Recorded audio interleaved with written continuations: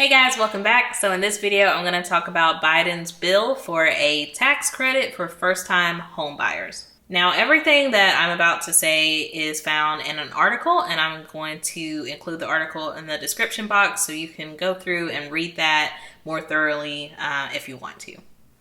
But this video is going to be more so about the highlights, and this information is about a month old at this time, but there hasn't been any updates to my knowledge since then. So even though I'm a little late sharing this information, someone actually commented and said that I should make a video about this, and I agreed that it would be a good idea, so I still wanted to make the video. So now let's get into the details. So originally this was a draft, but now it has been made into a bill. So as far as like the lawmaking process goes, I don't know it in its entirety, but a bill has to be like voted on. So it's not a law yet, like it still has to be voted on and passed before it is a law. But this is the bill right now. So it is a tax credit for first-time home buyers, and a tax credit means after you file your taxes, then you get money back for it.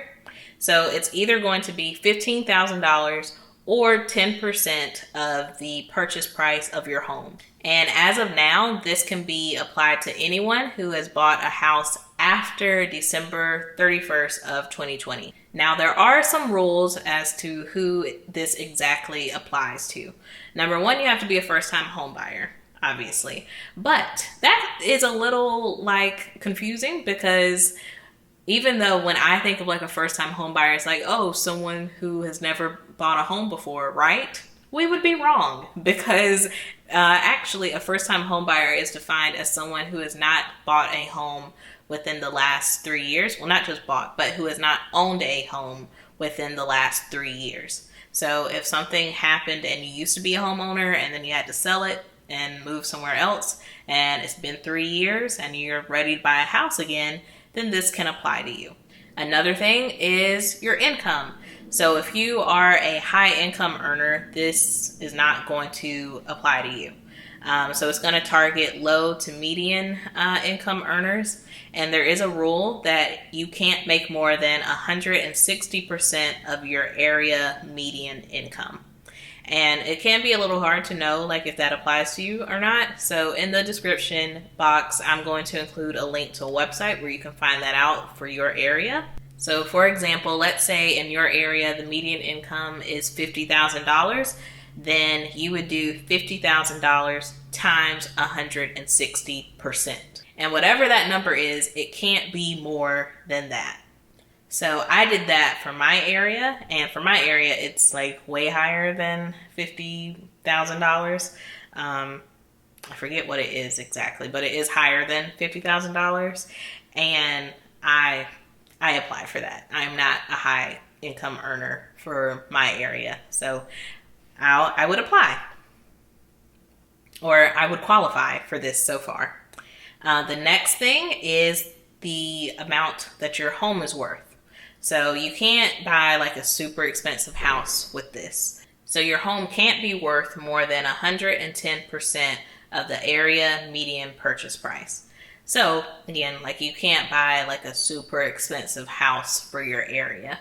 It needs to be like an average amount for whatever it is in your area.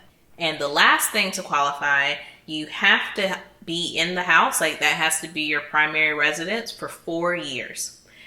If you sell the house before those 4 years are up, then you will have to give a portion of that money back. I'm not sure how that's calculated. I would imagine it's like a prorated rate.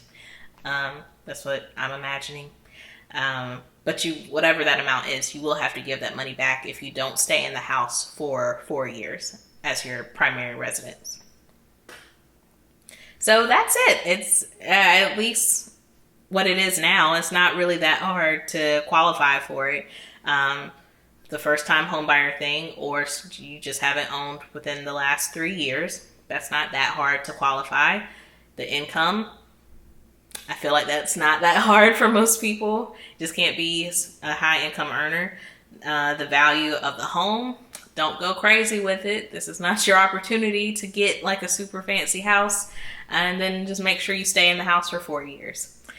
So with this being a tax credit, like I said before, you would be getting that money after you buy the house, the next time you file your taxes, which they said this is targeting like low to median income earners.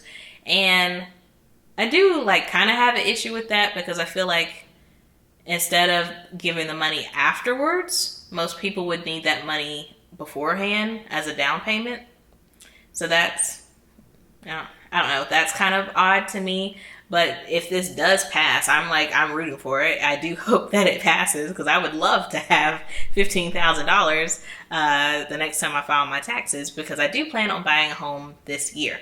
So I do hope that this passes quickly, so that that can happen for me, and I'm guessing millions of other people in America.